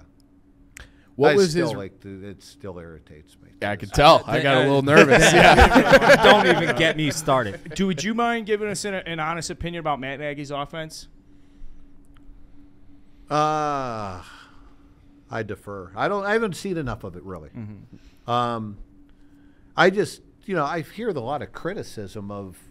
It seems to me I haven't watched a lot of the Bears. We don't. But I hear a lot of criticism of Fields, but as little of I've watched of him, it seems like he's in third and long a lot. Mm-hmm. And that's hard on a rookie. I think Justin Fields is going to be the real deal. But, I think so too. Yeah. He's made those wow throws that Did you watch the Browns game as an Ohio guy? oh yeah, Oh, that was rough. he was running for his life the entire game. Crazy. How are you like? It doesn't matter who you are. Tom Brady, Aaron Rodgers, Justin Fields, doesn't matter. You're don't have a chance. fucked. Yeah. In Yeah. a game like that. That's how it's been most games for him. I mean that was an assault. That game. Yeah. It was an bad. assault. Yeah. He brought up USC. Obviously, a lot of people. The big talking point now is what's the better job, USC or LSU? What do you think? That you've had some experience at LSU. I think they're both. I think they're very comparable because they're both great recruiting bases. Yeah. When you really think about it, USC should be a better job because probably year in and year out, the SEC is going to be deeper and maybe a little better than the. I mean, the Pac-10's a good conference. Yep. But USC should be able to have the Yeah. the advantage on everybody in recruiting there. So I don't know. Did you feel things start to tilt last year when you were there? Was it? I mean, Last year was such a shit show with the opt-outs and the COVID and all the things that went on, and but I don't know. I didn't really know what was going to happen. I mean, you Yeah. guys had 21 scholarship defensive players going into the Florida game. yeah. I mean, just Not Just great. tough. Yeah. That's Not tough. great. yeah, it was just crazy stuff. I mean, just some of the things that went on were, that was outside of a lot of people's control. yeah.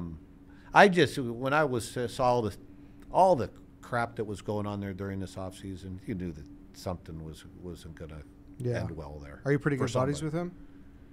I wouldn't call buddies. Yeah. He's an acquaintance. Yeah. I mean, but heck, he just won a national championship 2 years ago. Yeah. Yeah. it's- I mean, I don't know. What What have you done for me lately? That's a I business. guess we're so, in, right? You're right. I got a question for you. Did you recognize me when you walked in? Jesus Christ. What do you mean? Just like I said it. Did you recognize me? No, why?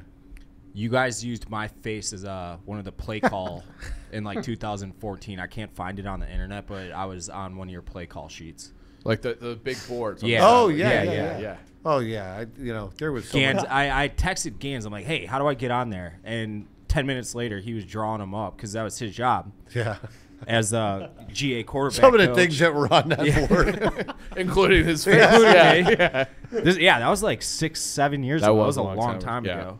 ago. It was a night game. That's awesome. Yeah. And here we are, full circle. I Yeah. know. Well, and then And, they had us uh, at the sidelines for the Northwestern For the Northwestern Nebraska game at Ryan Field, where it was Yep. about 95% Nebraska fans. Yeah, so thanks for that. We were on Yeah. your sidelines for that game. That was There fun. you they were yeah. your tickets, actually. Yeah, they were, yeah. Yeah. Thank you cards in the mail.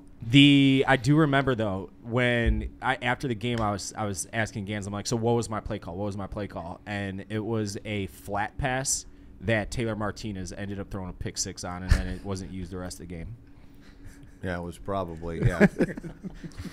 So That probably didn't end well either with me. Probably not. That's great. You had only one play call? I don't know how many times, but I remember him saying it was like, yeah, it was a tempo play where he tried to hit, I don't know, Abdullah or somebody. someone yeah. in the flat. Yeah. And it was a pick six. Yeah. We won that game though, right? Oh, yeah. You guys did. It wasn't at the Nebraska game we were at that you used my face, my likeness. I still I should be charging you for that. But you guys did win when we were on the sidelines. Yeah. I wondered why there were so many after one of the games that there was everyone was trying to get those things. Like they were asking for pictures. It must have been because your face was Maybe. on it. Everybody wanted it. This All the was like- women. Yeah, all of them. Every woman in Chicago and Lincoln, all of them. They wanted this mug. Who is this mystery man? They're like, I want a piece of that guy. Yeah. Yep, exactly. Can you blame them? Gans created it. Gans. Yeah. All right, so I want you. I know the answer to this question. I should preface this, but do you remember Josh Freeman's recruitment, Oh yeah. quarterback? Do you remember why he didn't go to Nebraska? He was kind of gone.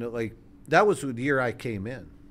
Was that the year? Yeah, and I don't remember why he didn't go. He went to Kansas State, right? He went to Bill KSU, Snyder, yeah. and Gans told us the story of he was on his unofficial or official visit at Nebraska, and you guys were watching film, and he walked into the room with an assistant, and he goes, I'm going to beat that kid out next year. And it was Gans that they were watching film on, and Gans looked at him and snapped and said, yeah, you're going to beat me out, motherfucker, or whatever he said. And never heard from Josh Freeman again. Went to Kansas State.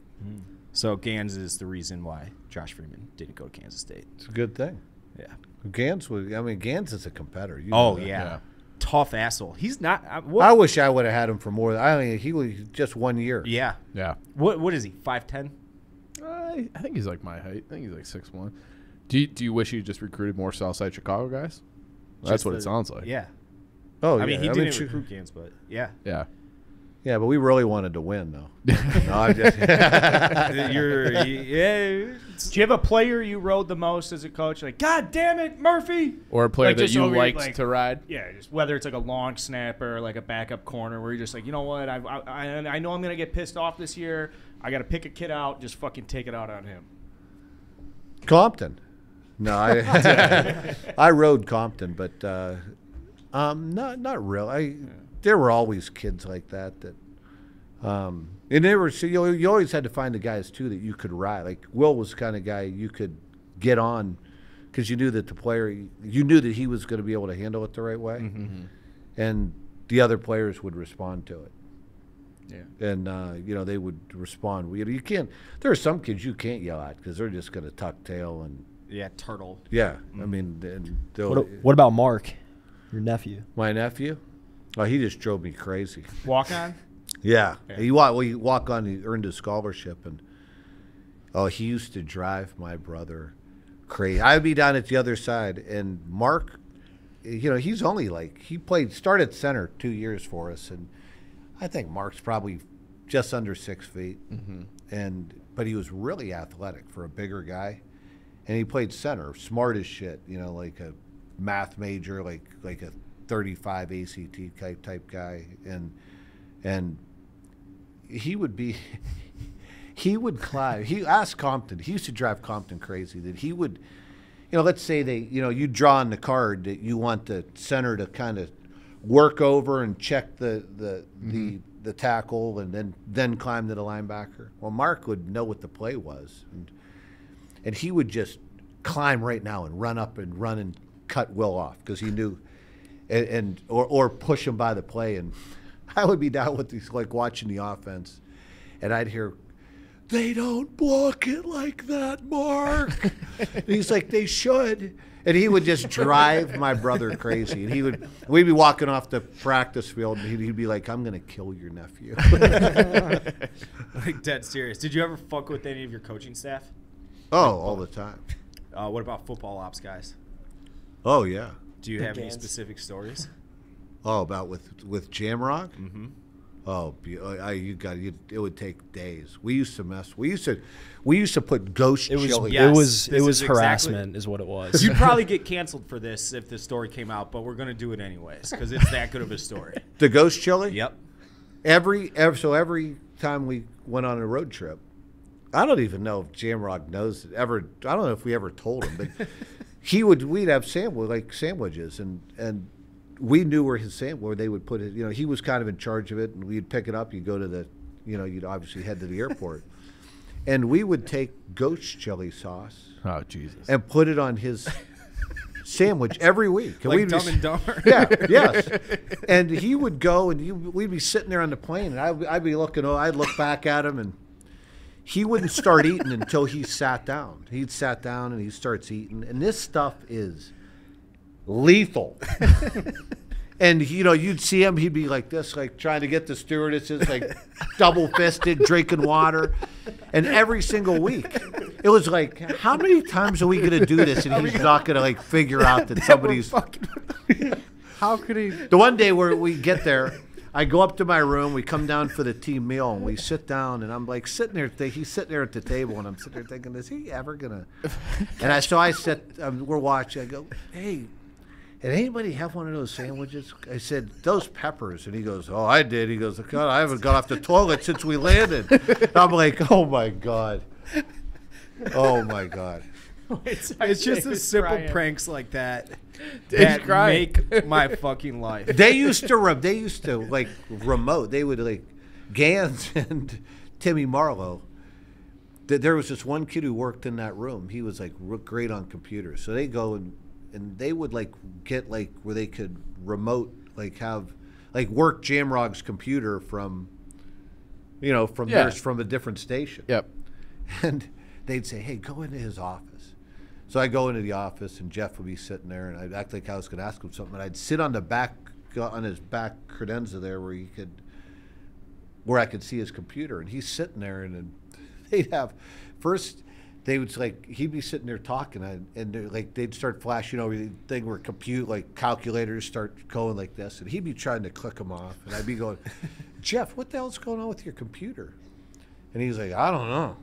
I don't know. It's got some kind of virus or something." And then those things would disappear, and then they like pictures of like these fat guys like with their boobs hanging out, like sitting there like weighed 300 pounds. And I'd be like, and those pictures would start flashing up on his computer. I'd be, "Jeff, what's going on?" He'd be like, "I don't know what the hell's going on." he'd be trying to click off things as fast as he could. It was so funny. Is that the shit you miss if you miss anything? Is it bullshitting around with the boys, or is it really the competitiveness? Both of those things. But well, there were some fun things that used to go on. But I miss game day. Mm-hmm. But I miss. I miss the strategy part of things. And I got to tell you that it started to get worse. Like as far as when I'm like I enjoyed the detail, like the real strategic part of things, and to a certain point, that started going away a little bit a few years back, where kids, they know less and less about football when you get them, and like I always tell coaches, it's only a good idea if they can execute, if the players can execute it. Well, we used to do things like if they do this, we're going to do this, and we're going to check to this if they do this, and it got to a point where we can't do that anymore because kids didn't even know they know less and less about the game. Like the things that we knew growing up about football, like from playing in the backyard or whatever, you'd be surprised that kids know nothing. Like if it's not on NCAA or Madden, they don't know it. So what causes that then? So where's the disconnect for this generation versus previous generations? What they watch, like they don't play in their back. Most of them didn't play the sport in their backyard growing up, and they don't really watch the game. Like obviously, my son, he watched the game. He watched it with me. Grew up in it. But most kids, they don't even watch. Like I would come into like a couple years ago, I'd sit there and say, "Hey, did you guys watch that Monday night game last night?" They don't even watch. They don't watch football. I mean, and not that like, and that's kind of let's face it. Think about the amount of things that you learned growing up just from watching the games on Sunday. But a lot of these kids, less and less kids, really grow up watching the sport. Sad. It's going to get worse and worse. Let me too. ask you a question. Yeah. What's it like watching football with your old man?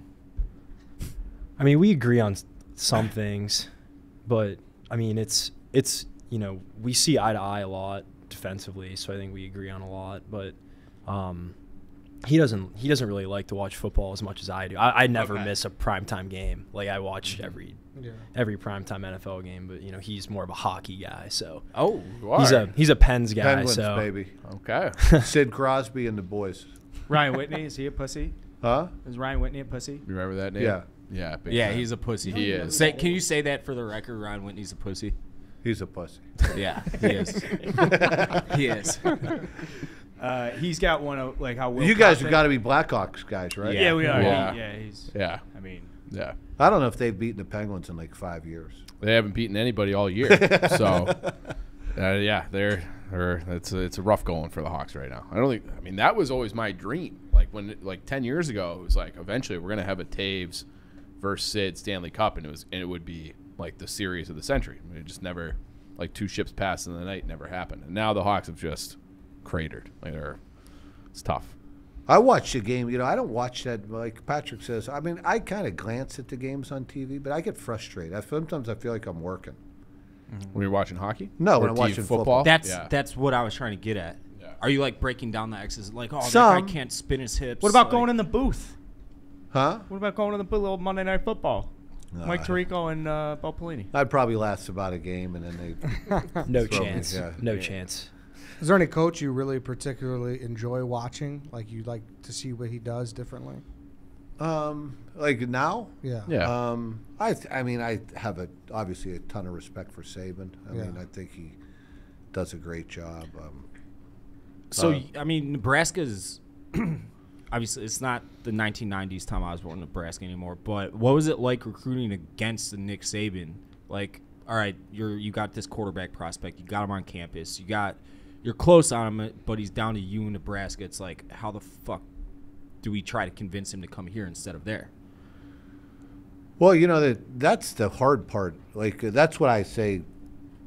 The challenges for Nebraska now is recruiting happens so fast that where kids are. I mean, things are happening quick, and a lot earlier than they used to. It's hard to even get those kids on campus. I was realistic. We recruited great players when I was at Nebraska. But, like, if I was going into Alabama and Alabama had offered a kid, I remember going in to see Jameis. I remember seeing Jameis Winston. And I was like, and one guy said, hey, this kid's a great player. He was a great baseball player, too. And Drafted, they said, I believe. And I was like, listen, we ain't getting him. Yeah. I said, let's go to the next guy. I'm not going to. It's resources and money and everything. Yeah, it's like I'm not going to waste my time. I mean, I was realistic enough. Now, we got Amir Abdullah because the other schools wanted him to play corner and this and that, and they didn't. I don't know if he's big enough to play running back, and we went all in on him because we felt like that gave us the edge, and because we believed he was going to be a great player. He was. At the game we were at, he had like 270 yards, I want to say. He was ridiculous, all over the place. And at the end of and a better person. Mm-hmm. I mean, and, he guys like that, him, Rex Burkhead, those guys, I loved those kids because they were program changers. I loved Rex Burkhead. Did Belichick call you about Rex at all? Was he like, hey, do we like, is this guy a good player? He got, actually the guy who really got Burkhead going was who was with the Bengals when they drafted him was John Cooper, one of my college coach. Mm-hmm. He was like a consultant there, and he was trying to sell their scouts. Like everybody else, everyone was trying to poke holes, and Coach Cooper was like, "Bo, am I crazy, or is this guy as good as I said?" He's a great kid. He's going to play. He's going to play, and he's going to change your locker room. He's going to make you a better football team. And Coach Cooper sold them on drafting him. And then I don't think they really gave him the opportunity. And then obviously he goes and kicked ass for New England for a few years. Yeah. I mean, because Bill's not. I mean, obviously he is. Bill saw what he could bring to the team, and he had a great career there. Belichick called you about Rivers, though. Yeah, Derek Rivers, and I mean, Bill Belichick. I mean, people can say whatever they want, and he just works his ass off. Like he was asking me about a kid that he was from YSU. He got on this. Like I said, hey, he called me about somebody, and I remember I was getting on a plane. I was getting ready to get on a plane, and he calls me about something. And I said, hey, Bill, there's this kid at YSU who's going to be a senior. This was like a whole year and a half before that this kid was going to be in the draft. And I said, I think he's your kind of guy. And I said, he's this, that. And he goes, well, what number is he? And whatever. By the time this kid wasn't even on the draft eligible that year. And he had watched by the time I got off that plane flight, Bill had already watched a kid like 3 games on the kid. Just an animal. How does that? Well, does people wonder why he is what he is? There you go. Yeah. I mean, he just outworks people, Mm-hmm. and obviously he's smart as hell. And I have the utmost respect for. Did you overlap with him in New England at all? I was on my way out when he came in. Okay. And he actually like tried to get me to stay. And not that, I mean, obviously I have so much respect for, but I couldn't do that. I felt like I would have been being disloyal to Pete. Okay. So that's when I went to Green Bay. Yuck. But that's okay. Whatever. I never lost to the Bears though. Well, no shit. Of course. I always tell you- Gans that. I guess we'll kind of wrap up here. I just have one last question for you. What made you go, if you had this, really got your start in the NFL, what was attractive about the college game, or was it just like this was the best opportunity and you just kind of picked that lane? You know what? I had never thought of coaching college football. Once I was in the NFL, I loved it. And but at the time, my wife and I, we had 3 young kids. Well, actually, Carolyn wasn't born. We had 2 kids, and Carolyn wasn't born until we got to Nebraska. We had been 3 years in San Francisco, 3 years in New England, and 3 years in Green Bay. And I was like, my kids are young. They're going to start getting to a point where they're going to schools, and let's try. I got this. I had an opportunity to go to Nebraska, which I didn't even know where frickin' Nebraska was at the time when they first brought it up to me. Monty Kiffin, before we played Tampa, brings it up to me, and I'm like thinking, where the hell is Nebraska at? I don't even know where it was. And so I decided to do this, like to give it a shot, because I was like, maybe this will be more stable for my family. And it turns out, so I take that job. We get fired in a year. We win 10 games, and so I go there. I go to Oklahoma for a year, and I go to LSU. So I'm at 3. So I was at 4 houses in 4 years. And I'm sitting there thinking, well, this was a bad decision. And then at the end of it, who would have thought that it would have ended up the way it did? But like I was doing it for basically so my kids could grow up in one house. Yeah, okay. We'd build a house and we'd be out of it in 6 months. Right. Yeah. But that's just the way. It was just weird circumstances. Yeah, just life. So Now, just normal. how long life have you stuff. been in Chicago for? Just 4 months, 5 months. Okay, so you're not the man behind the curtain of the Bo Pelini account on Twitter? I wish that Because I account's know that hilarious. guy's in Chicago. I'm pretty That's sure. yeah, he's a lawyer in Chicago. Isn't Oh, he? he's just. I didn't know he was a lawyer. I think he is. I could be wrong, but that Did guy's you, hilarious. I'm assuming like- you're not big I- on social media. I'd like to go. I like that guy. I'd like to go find him. He's somewhere. Like in if I got Chicago, a know.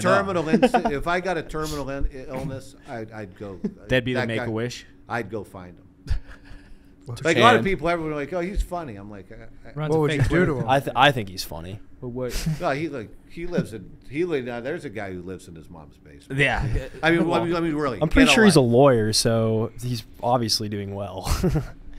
Well, I mean, could you probably- imagine his law firm? I mean, what are they paying him for? He sits around on and He doesn't tweet that much. he tweets. He used to all the time. No, Oh, not yeah. anymore. Well, Well, yeah. not anymore. But Yeah, probably. Fuck that. when he was at Nebraska, I hate him. He's got 633,000 say it.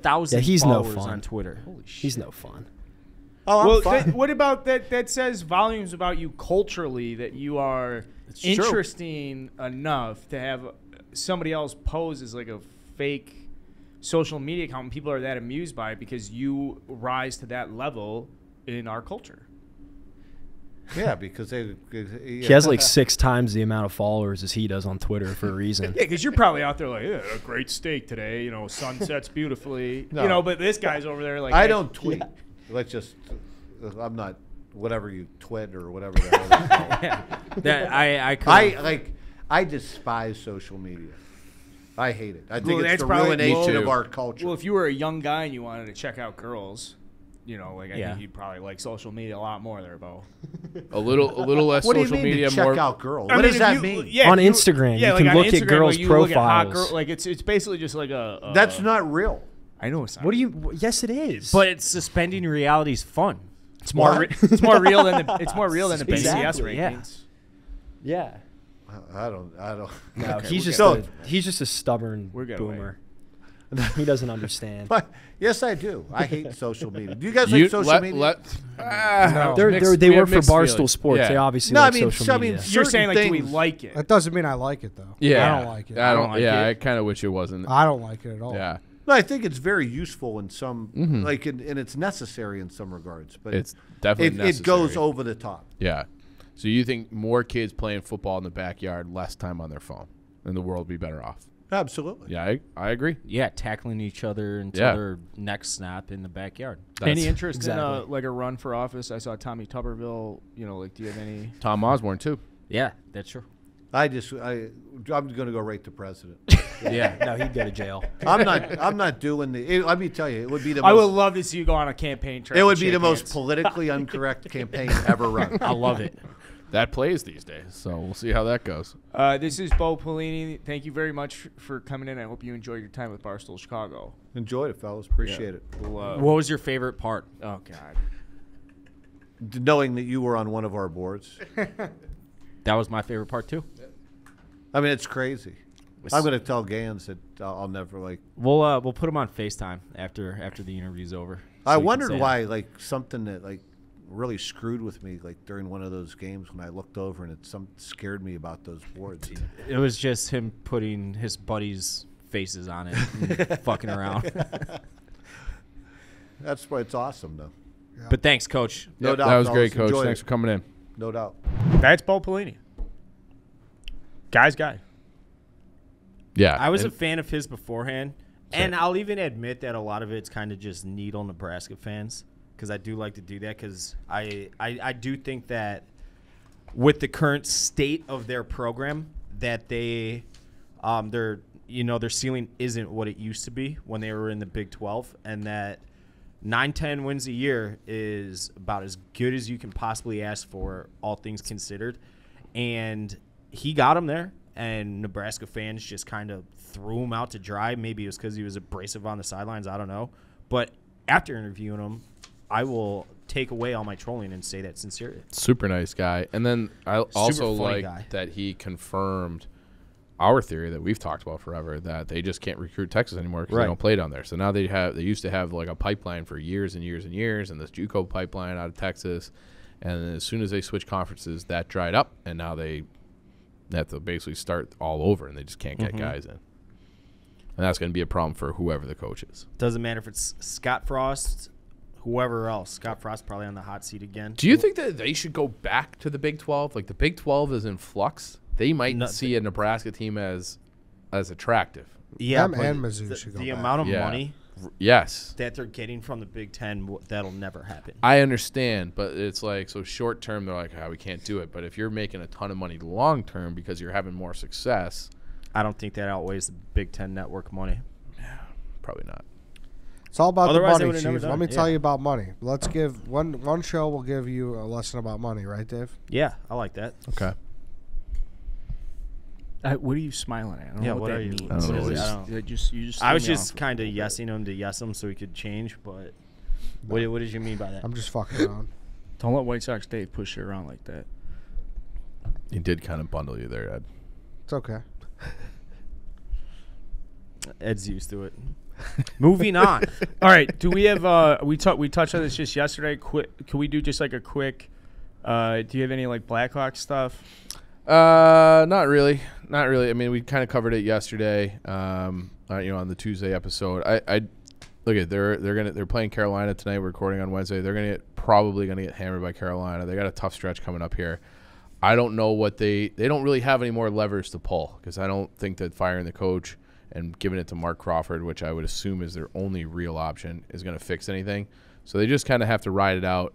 Supposedly they have another COVID outbreak in the team today. So the roster against Carolina is going to be pretty bad. I wish I could. I'll tweet it out, but you guys should be. Everyone should be betting on Carolina tonight. I'll say that. Oh, I like that. Thank you. So sorry for the listeners. This game is already finalized with the Hawks. I don't like the Hawks tonight, given all the circumstances. But before those lineup announcements are made, people in the room, you might want to bet on the Hurricanes. And I just don't think there's no way. I don't see a way out of this right now. Okay, so until we talk next week, probably going to be a little bit tough stretch. Yeah. Okay. Well, I do appreciate you putting the pick out there, and follow Chief on social media. He's putting picks out Yeah. other than just now on the podcast retroactively. Yeah. Well, yeah. Well, I mean, it's not really retro. No, I'm doing it in real time, but the people listening to it, you guys don't benefit. But you should know anyways. Last serious thing I have here is, and this isn't even that serious. The Bulls Sixers, I just can't get my mind off this back-to-back matchup. Because when we come in next week, I'm just going to feel much better about how we match up against a team we very likely could see in the first or second round of the Eastern Conference playoffs. I do think that this is going to be a big-time Lonzo Ball talking points game during the broadcast because it'll all be about him and Simmons. And it's like, look how much better Lonzo Ball's gotten defensively on his jump shot. He's really worked on it, improved it. Lonzo Ball works hard. Ben Simmons doesn't want to do it. Like, that's going to be said. I wish we could bet on that. Like how many times that comp is made during the game over the next 2 games they play back-to-back. Because that will be a talking point. Because Lonzo's great. Like he's way better than I thought. He flew under the radar of our conversation yesterday because it was like we're just DeRozan and Levine and all this shit, but balls. I think I said it last week. I had this and I'll say it was unfair. I had this unfair stigma about him because his loudmouth father that he was just this punk like schoolyard, no defense, throwing up broke ass shots players, and I was. And granted, I don't really follow the NBA. Everybody knows that, but I could not have been more wrong. He plays awesome defense. Yep. He works his ass off. I really like him. I couldn't believe it. And there's that cliche. I don't even know if it's a cliche, but they call him a pass first, pass second, pass point guard. You know, instead of pass first, shoot, it's pass. Like I like a guy who an old school point guard, just doesn't even care about scoring, wants to distribute the ball. He's fun to watch. He score a little bit. He scores a little bit, yeah. And he's made himself. He's a way better player than he was when he came into the league. For sure. Yeah. Bulls, they're fun, man. They are. They're gonna get us through this dog shit winter. Where it's getting dark out at 4 fucking p.m. Yeah, that's a good point. I'm tired of fun. Yeah, Sorry. that's a good point. Just, tired of hearing the word fun. Well, but They're the way that I mean it, it's like even when remember those Pistons teams from the early 2000s? Like they were obviously awesome. They were zero fun. The Bulls are good and fun. I guess I just connotated with Spurs when they weren't good. And it's like, oh, we got players now. Like we're gonna be fun. Yeah, you know, okay, that's what every time. Yeah. Like last year was the fun word. Yeah. Now it's like no, it's like this isn't say no Cabbage Patch shit. All right. Do we want them to win? Yes. Right. Expectation. We expect to win. Yeah. But that's just me splitting hairs. Yeah. That's fair. That is fair, but the Saturday game too at home. UC should be rocking. I Saturday. think it'll be a zoo. It'll be up for grabs, especially if they win win tonight. You know, the Knicks game on Thursday, we were all jacked up about, but this should be fucking cool. Oh yeah. Yeah. So fingers crossed we can maintain it. I've thoroughly enjoyed the start to the NBA season, and the Bears aren't giving us any other reason than to do anything other than look forward to the NBA season. Couple quick announcements just to recap here. You guys see this stuff. You're watching this podcast on video. Go check out our Chicago YouTube page. If you're not subscribed there, you'll see the Barstool Bite stuff. This is a big launch for the company. You're going to see a ton of this shit all over the place. The food's pretty fucking good, guys. To be honest with you. I shouldn't say pretty good. It's very good. So we're in the food game. We're also in the Hooters game. Saturday, 1 to 4. We'll be out watching college football. A lot of people have been saying White Sox Dave at a Hooters is like seeing a fucking lion on a safari.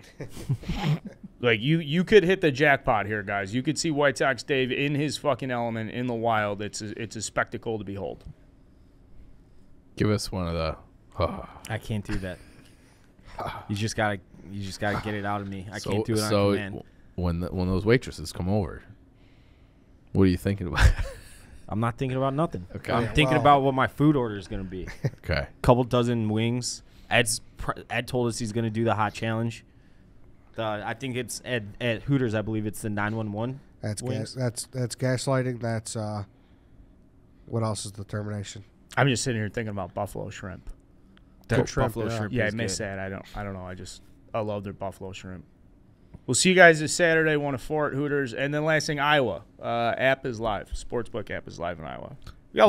We do have a lot of Iowa listeners. I know that for a fact. Sportsbook's live, so download it. You don't have to go to a property like you do have to in shitty Illinois. The great state of Iowa, yep. Yep, you can just fire up the App Store, download it, start wagering legally and responsibly. So have at it. All right, guys, this is good shit. We got a rundown to do. A big snake drive. Go listen to all our stuff. Subscribe on YouTube. Subscribe to the podcast. Oh, and then Just wasting my time. good luck to the Shamrocks this weekend. Good luck to to the Brother Rice Crusaders, against yeah. Yorktown. I'll be at a Hooters watch party. Otherwise, I'll be on the sidelines calling plays. Yorktown's 7A now. That's Big game, insane. Rochelle. Let's go Rocks. Are they Roselle good? You got a scout report on? They're a higher seed. They were a better record than us, but they're not. Rochelle? It's hard Are to you get a real hosting? good read. You're hosting, right? It's yeah, It's Rochelle's at a good Triton. football program. Yeah, I'm sure. It's a good football I just don't know program. much about them traditionally because It's not too far away either. It's just like an hour west of. Okay. Brother Rice is going out to Yorktown, which is an over 2 hour plus 220 bus ride, which is going to be tough. Hopefully those kids got there a little early, stretch the legs. To Yorkville? I thought it was Yorktown. Yorkville is where my family is from. My cousins are. Is that far Yorkville- west? No. Yorkville? It's down 47. Yorkville's like South of it's south like- of us. No, it's, I'm it's not just thinking of west of Plainfield. Aurora. Yeah, it's not I'm not far thi- from No, I'm not Plainfield. thinking of Kendall County here, guys. Yeah, That's you are. Yorkville's Kendall County. I'm not thinking of Kendall Okay. County. They're playing Yorktown. Come on, guys. You think there can only be 2 Yorks? I heard York Yorkville. is in Elmhurst. Yorktown or Yorkville is Yorkville. I've never the heard of city. Yorktown. Yorktown Shopping Center. That's the Fox Valley Mall. Yeah. Man, maybe I got that wrong. Yeah, because that's not 2 hours west. Yorktown's like 20 minutes past me.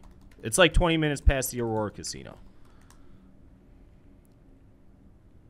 Just keep talking so I get this. Well, figured out. Yorkville Give me a second here, football finished 5th in the conference, so let's see what they did last week. I was going to say, there's no The fucking... No, it is Yorkville. The Fighting Foxes. They're Yeah, playing that's Brother Rice Saturday, Saturday the 6th. So it is They Yorkville. did have Are a you kid. sure Yorkville isn't Yorkville- fucking far away? It York- isn't that far away. Yorkville is in Kendall County. It is right down Route 47. I've been there 1,000 times. Now, I think there's a Yorktown. You know who Illinois. lives There in might York- be, but you're playing. Yeah, I Yorkville. fucked up.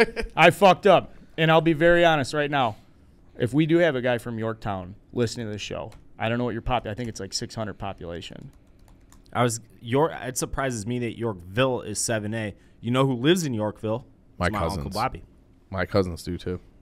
Shout out the Duffys. There you go. Yeah. Shout out to Duffy's. That's the good side of the family. Good I luck can to tell. all our neighborhood guys that are playing. Good luck to all our listeners that are competing, your brothers, all that shit. This is a great And the White Sox just woke up to being 5th favorites for the World Series next year. we'll have an expansive hot stove show coming this offseason. Until then, all gas. No breaks. TJ, play that shit.